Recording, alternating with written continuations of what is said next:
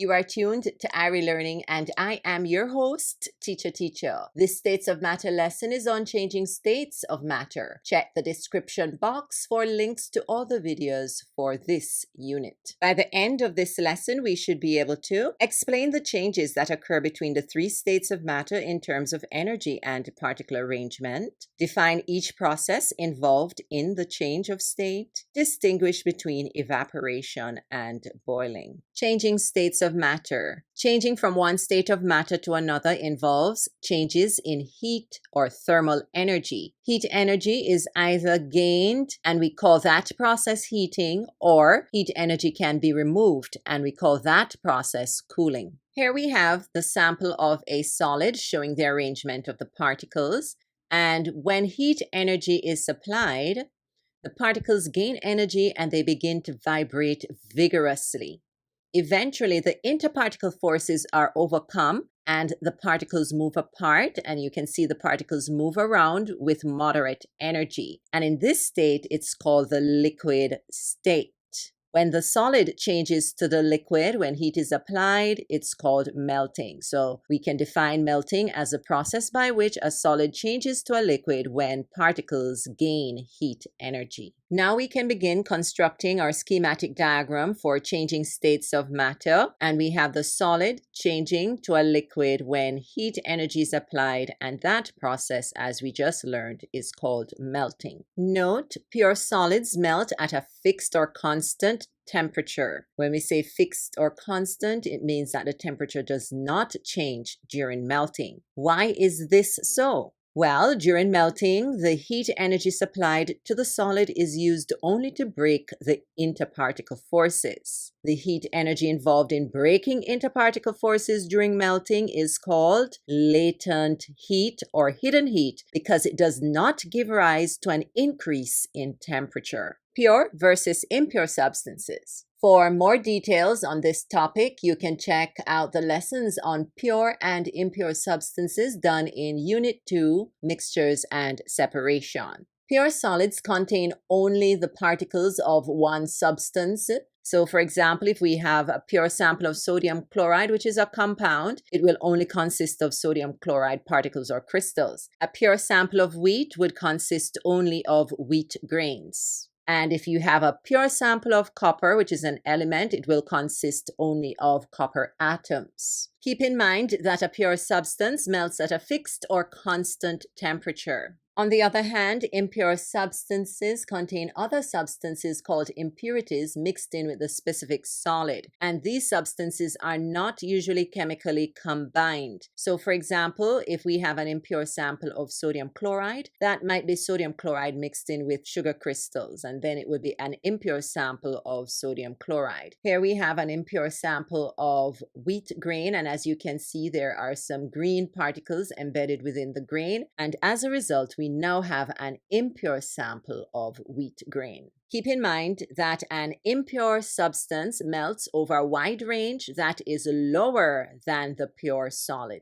Now to the next change of state that can occur between the three states of matter. Here we have a liquid sample showing the particles moving at moderate speed. When heat energy is supplied, what we have is that the particles gain more energy and begin to move faster. And the fast-moving particles, particularly those at the surface, overcome the interparticle forces and escape from the liquid as individual particles, moving far away from each other. And notice that these particles move around with higher energy. And as a result, the particles are now in the gas state.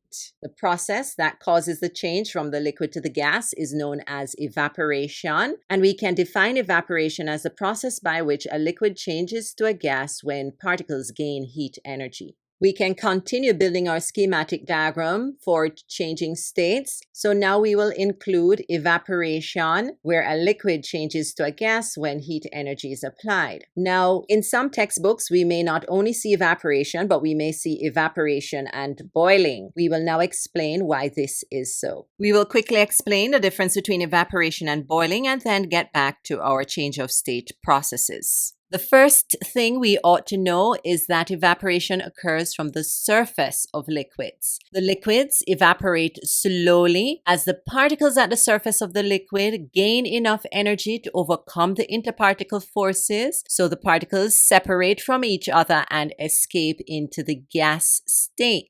Note that liquids can evaporate or change into the gas state at any temperature between their freezing and boiling points, but the process is very slow at lower temperatures but gradually increases as the temperature increases. For example, water is a liquid that freezes at 0 degrees Celsius and boils at 100 degrees Celsius. Therefore, at any temperature between 0 and 100 degrees Celsius, the water particles will evaporate, or we can say they break away from the surface of the liquid and escape into the gas state. You can also try this at home. Leave an uncovered cup of water to stand at room temperature on the kitchen counter for a few weeks. You will observe that the level or the volume of water decreases in the cup even though you're not drinking it. This is due to evaporation occurring very slowly. So you don't see the water evaporating, you don't see steam coming off. The only thing you will notice that over the few weeks that the level of the water decreases, and as we just discussed, this is due to the water particles at the surface gaining enough energy to overcome the interparticle forces, breaking away and entering into the gas state. And of course, when they get into the gas state, they diffuse through the air as water vapor. Boiling, on the other hand, produces bubbles and occur at higher temperatures. That is, at temperatures close to and at the boiling point of the liquid. Therefore, for boiling to occur, heat energy is supplied to the liquid to increase the temperature to the boiling point of the liquid. As the heat energy increases, all the particles within the liquid, not just the ones at the surface, gain enough energy to overcome the forces of attraction, that is the interparticle forces, and separate from each other, entering into the gas state. If you have ever observed a pot of water boiling on the stove, you may have noticed that as the heat energy increases, tiny bubbles form at the bottom of the pot. These bubbles expand and eventually rise to the surface where they pop, releasing the gas into the atmosphere. And if it's water, we often call that steam. Also note, within a few minutes, it becomes evident that the volume of water in the pot decreases as evaporation takes place. Now, it's important to note that boiling is a process where the bubbles are formed at the bottom, they expand and rise to the surface of the water. However, when those bubbles pop at the surface, that is evaporation. Therefore, boiling increases the rate of evaporation since all the liquid particles have enough energy to break away from each other and enter into the gas state. Okay, so we'll continue with the processes involved in changing from one state of matter to the next. If we have a sample of gas particles which are cooled or heat energy reduced, the particles will lose energy and begin to move slower, resulting in the particles moving closer together and the interparticle forces increase between the particles. Some particles will cluster together, and these clusters of particles move moderately slow and they flow past each other, hence entering into the liquid state.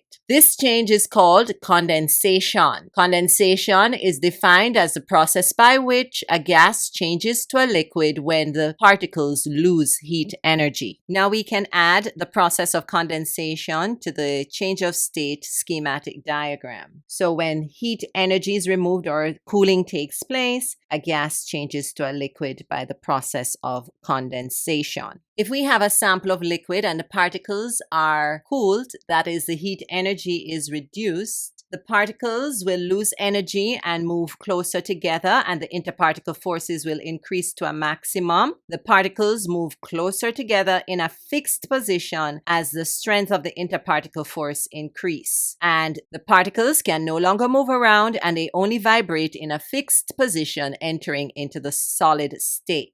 This change is called freezing. Freezing is defined as the process by which a liquid changes to a solid when the particles lose heat energy. We can now add the process of freezing to our change of state schematic diagram. So when liquid particles lose heat energy or are cooled, the liquid changes to a solid by the process of freezing. Now, there's a well-known substance on Earth that can exist in all three states of matter, and this substance can also interchange its three states of matter by undergoing the four change of state processes we just learned: melting, evaporation, condensation, and freezing. Do you know what this substance is? If your answer is water, then you are correct and deserve a trophy. Therefore, we can use water to demonstrate the change of state of matter from its solid state, which we call ice, to the liquid state, which we call water, and then to the gas state, which we call steam or water vapor, and then, of course, in the reverse order, from steam to water to ice. Ice is solid water.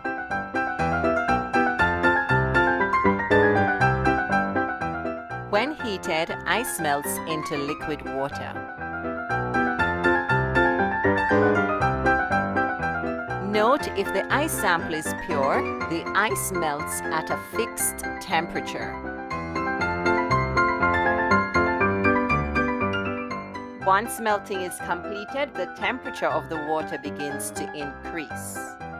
As the temperature of the water increases to its boiling point, the rate of evaporation also increases.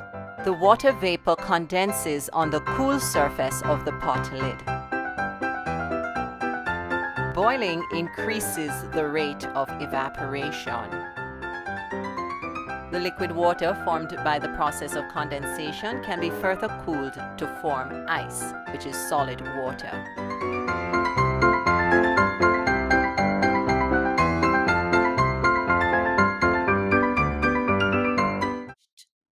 We are not quite finished with our schematic diagram showing the change of states of matter. Two other changes can occur between the states of matter. They are sublimation and deposition. We will start with sublimation. Only some solids undergo sublimation. For example, iodine, when heated, will change directly into a gas without passing through the liquid state.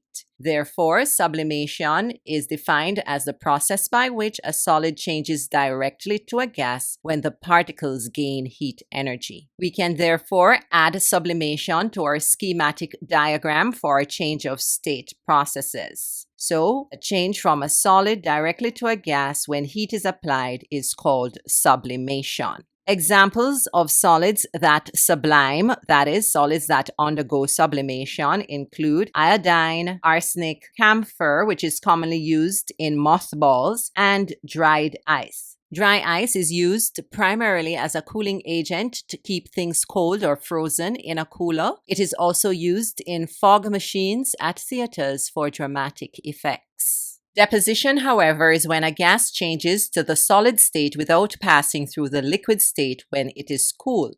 The gases from solids that sublime are most likely to undergo deposition when cooled. Hence, deposition is the reverse of sublimation. As a result, deposition is also known as desublimation. Deposition can be defined as the process by which a gas changes directly to a solid when the particles lose heat energy. Here is a very interesting and unusual fact about deposition of water vapor. In frigid temperatures, that's very cold temperatures, water vapor in the air immediately changes to ice, which we call frost, without passing through the liquid water state when it comes in contact with a cold surface such as a glass window. Here are photographs of frost formation on a cold glass window and on the branches of a tree during the winter time in a frigid region. Now we can complete the schematic diagram and include deposition. As we learned, deposition is the reverse of sublimation. Therefore, it involves a gas changing directly into a solid when heat energy is removed. Here are the lesson summary points. Changing from one state of matter to the next involves changes in thermal energy. Water exists in all three states of matter: solid, liquid, and gas. Ice, liquid water, and water vapor, respectively. Melting occurs when the solid particles gain excess energy to break some interparticle forces, causing clusters of particles to move apart and the liquid forms. Pure solids melt at a constant or fixed temperature. Evaporation occurs when liquid particles gain extra energy, causing the individual particles to move far apart and the gas forms. Evaporation occurs at the surface of liquids. Boiling increases the rate of evaporation. Condensation occurs when gas particles are cooled, causing them to move closer together and enter into the liquid state. Freezing occurs when heat energy is removed from liquid particles, causing them to move closer together and enter into the solid state. Sublimation occurs when some solids change directly into a gas when heat is applied. Deposition occurs when some gases change directly into a solid when cooled. Iodine, dry ice, camphor, and arsenic are solids that undergo sublimation. In frigid temperatures, water vapor undergoes deposition to form frost. It's quiz time, and you have 5 seconds to answer each question after it is read aloud.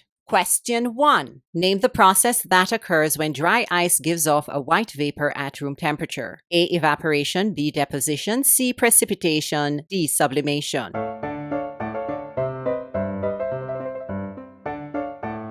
The answer is D, sublimation. Recall that dry ice is a solid. If it's giving off a white vapor, then it's moving directly from a solid to a gas, which is sublimation. Question 2. The rate of this process increases when water is boiled for tea. What is this process called? A. Evaporation. B. Deposition. C. Precipitation. D. Sublimation.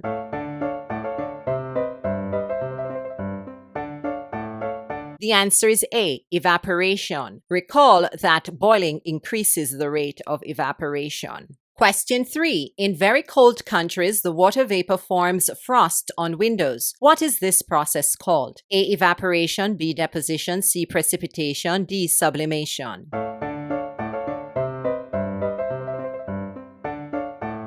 The answer is B, deposition. Question 4. What is the process by which a gas changes to a liquid when cooled? A. Evaporation. B. Deposition. C. Condensation. D. Sublimation.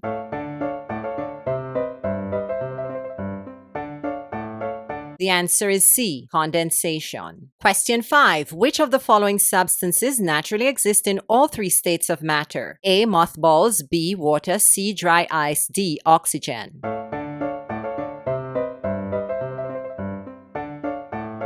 The answer is water. Recall that water in the solid state is ice, water in the liquid state is what we refer to as water, and water in the gas state is called steam or water vapor. We have reached the end of our lesson. If you found this video helpful, remember to like, share, and subscribe. When you subscribe, you will receive notifications as new videos are uploaded. So until next time, I am Teacher with Iri-e-learning.